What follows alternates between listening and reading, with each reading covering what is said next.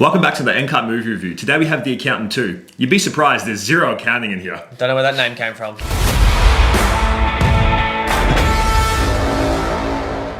Obviously, the age-old question with the sequel, is it better than the first one? Now, with this movie, it's completely different. Like Josh said in the opening there, there's no accounting in this whatsoever. This movie is more like a buddy-buddy film between Ben Affleck and Jon Bernthal's characters, who we find out at the end of the first Accountant are brothers. This movie was more like a comedy. The first The Accountant, you would know, was sort of different from any other movie you'd sort of seen before, where you have this severely autistic guy who is an accountant, but is secretly ex-militia, ex-army, has like all the ways in the world to be James Bond, hitman type shit. And you were hooked in it because you were like, the way he was doing it was so different to what you used to see, you know, not quite like the Mission Impossibles, not quite like the Tom Cruise the stoic, heroic sort of, oh, he's big and mighty. No, he was just like quiet. I'm just going to kill you. I'm just going to do what I do. Solomon Grundy, Born on a Monday, that sort of thing. And it hooked you in. They sort of went away from that all in this second movie. Not that that was a bad thing. I mean, you're not just going to replay the same thing in a sequel, right? Because then it would just become sort of boring. They just went fully into the buddy-buddy between Jon Bernthal, Ben Affleck, and it worked. I'm applying sunscreen when twice as likely to develop melanoma as adults. Can I get a little bit of this? Yeah, thanks. Throughout this movie, I thought there was going to be a lot of action, and it really wasn't. Like, there was still a massive amount of action in here, don't get me wrong. But the slow bits throughout this entire film was really, really good and still had me hooked no matter what they were doing. That's because of their chemistry on screen. Yeah, That's chemistry why it works so well. Their chemistry was just palpable in this movie. I think Jon Bernthal, we all know what he brings with the most of these movies. Let me tell you something. You know what I mean? Like, Let me tell you something. I hate naps. Naps? I don't take naps, man. I don't take naps. Fuck, that's for the fucking birds, man. I just ain't doing that shit. I'm not taking a nap. in this one, it sort of felt like he wasn't even really acting. Obviously, the needy, sort of affectionate side of wanting his brother's love, that sort of thing, that was the acting. But everything else outside of that didn't really feel like he was acting. And I think that's when Jon Bernthal does his best. But one thing I thought watching this, when Ben Affleck comes to the party for a movie, a role that he wants to be in, that he wants to act in, you realise that, fuck, this guy can act.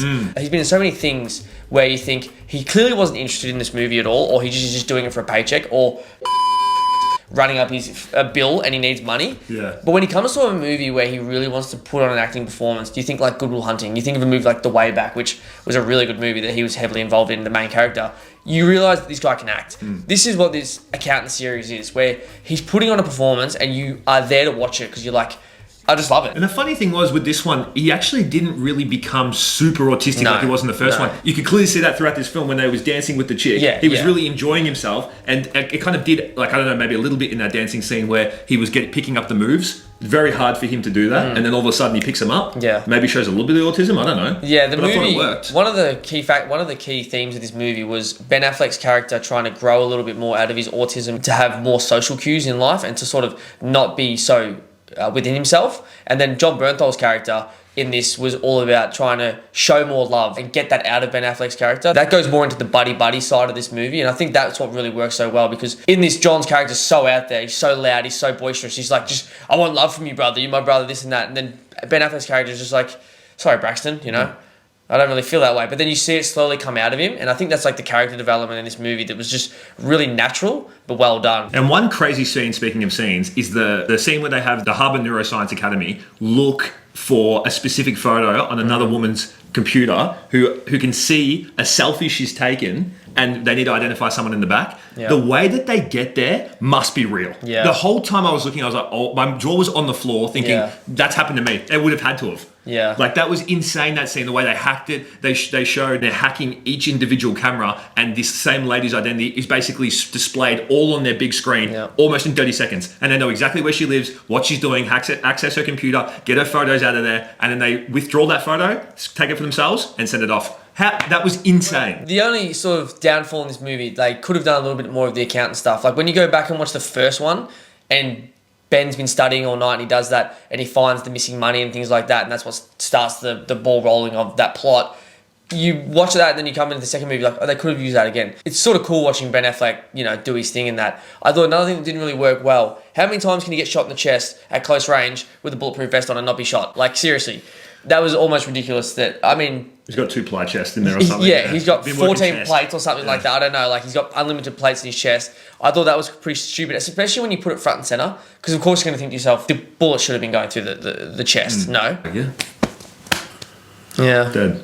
Fucking Ethan Hawke 2.0 as well. What's Ethan Hawke's fucking bastard doing in here? Yeah, that was the one thing with fucking Ethan Hawke's bastard child. Yeah. He was the greatest sniper, and it got Yeah. to the very end, and he Yeah. became a stupid idiot. Yeah. Like that makes Yeah. no sense. Like that he sees. Okay, I understand. He sees maybe one of his people's cars coming down the hill, Yeah. and they're coming towards him, and he's kind of looking. Scope, man. But wouldn't you just get the scope out? You're a sniper. Yeah. Just, I mean, speaking about snipers, we have the guy who won the championship here on the weekend, and he would have seen it halfway Yeah. through. Like, I don't know why. The ending this was guy quite silly, yeah. Like, the last probably 15, 20 minutes, they just threw away all form of reason, and then it just became like Mission Impossible 15, where John Bernthal and Ben Affleck have infinite plot armor, and they're just destroying everyone, and then Ethan Hawke 2.0, Ethan Hawke's bastard, doesn't use his sniper, which he's been using and hitting targets all movie to see who's driving down the hill. So the last half an hour got real dumb, real stupid. That sort of that last act really, I think, let the movie down a little bit. Yeah, like if you can imagine